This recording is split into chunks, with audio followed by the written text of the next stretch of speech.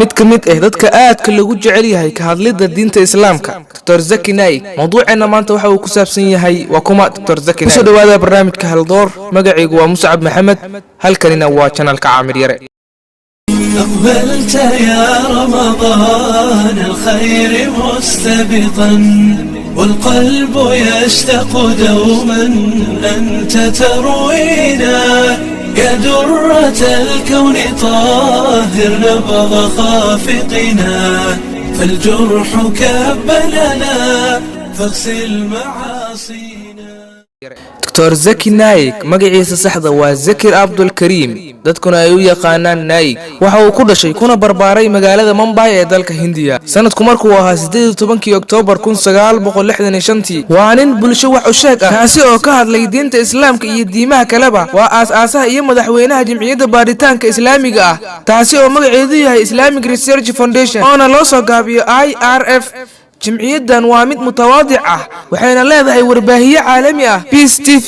ee fadhigiisu yahay magaalada Dubai ee isku tagay Imaaraadka Carabta ka hor inta uu san noqon Dr. Zaki Naik in uu hadla diinta islaamka waxa uu bartay maadada caafimaadka halkaas oo uu ku diyaariyay dhakhtarnimo waxbarashadiisa laga bilaabo dugsiga hoose ilaa jaamacad wuxuu ku dhigtay magaalada Mumbai ee dalka Hindiya waxa uu galay jaamacad ku taala Mumbai ee dalka Hindiya magaceeduna ah University of Mumbai halkaas oo uu ku qaatay Bachelor of Medicine and Surgery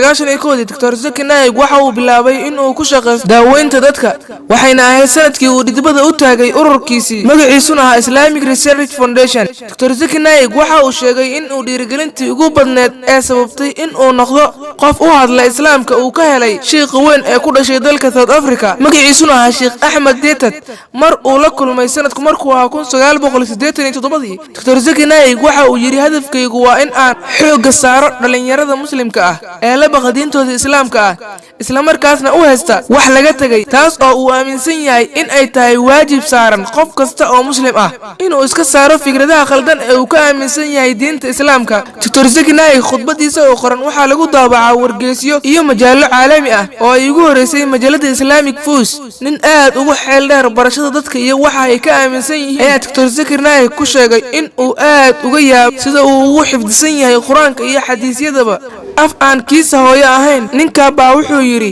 taasina waa sababta ka dhigtay Dr. Zaki Naik inuu caan ka noqdo bulshada muslimka ah iyo tan aan muslimka ahaynba doodaha caalamiga ee uu qabto Dr. Zaki Naik iyo khudbadihiisa waxa loogu baahiyaa hab online ah waxa kale oo loo duubaa qaab cajalado ah taasi oo laga daawado dhammaan dacallada dunida khudbadihiisa oo uu ku duubo luqadda Ingiriiska ah waxa laga sii daayaa warbaahiyaal badan oo ka mid yahay channelka Peace TV mawduucyada ugu qiimaha badan uguna caansan ee Dr. Zaki Naik waxa ka mid ah Quran and Modern Science Islamic and Christianity iyo Islamic and Secularism Dr. Zaki Naik waxa uu khudbado iyo doodo badan ka qabtaa meelo badan oo dunida ka mid ah waxaana ka mid ah doodii caanka ahayd ee uu la galay William Campbell taas oo ka dhacday magaalada Chicago sanadku markuu ahaa 2000 bishii Abriil kana hadlaysay mawduuc ciwaankiisu ah The Quran and the Bible in the Light of Science 2004 Dr. Zaki Naik waxa lagu martiqaaday jaamacadda Melbourne ee magaalada Australia ana uu ka hadlay mawduuc ah in diinta islaamku tahay diinta kaliya ee siisay dumarka in ay leeyihiin xuquuq dhameystiran 21 January 2006 waxa uu wada hadal diimeed la galay Sari Rafi Shankar taas oo ka dhacday magaalada Bangalore kuna saabsaneed concept of God in Islam and Hinduism Dr. Zaki Naik waxa uu noqday qofka 82 ee liiska 100 qof ee ugu awoodda badan Hindiya ku soo baxday wargeyska The Indian Express sidoo kale wuxuu ka mid noqday shakhsiyaadka lagu soo qaatay buugga la magac baxay The 5000 Most Influential Muslims sanadku markuu ahaa 2012 Dr. Zaki Naik uu safar ku tagay wadanka Malaysia kaas oo uu ku qabtay in ka badan 5 khudbadood bishii July sanadku markuu ahaa 2013 Dr. Zaki Naik waxa uu ku guuleystay abaalmarinta ah shakhsiyadda islaamka ah ee sanadka Islamic Personality of the Year taas oo loo guddoonsiinayay sanad guuradii 17aad Dubai International Holy Quran Award oo lagu qabtay magaalada Dubai waad ku maasan tahay daawashada qiimaha badan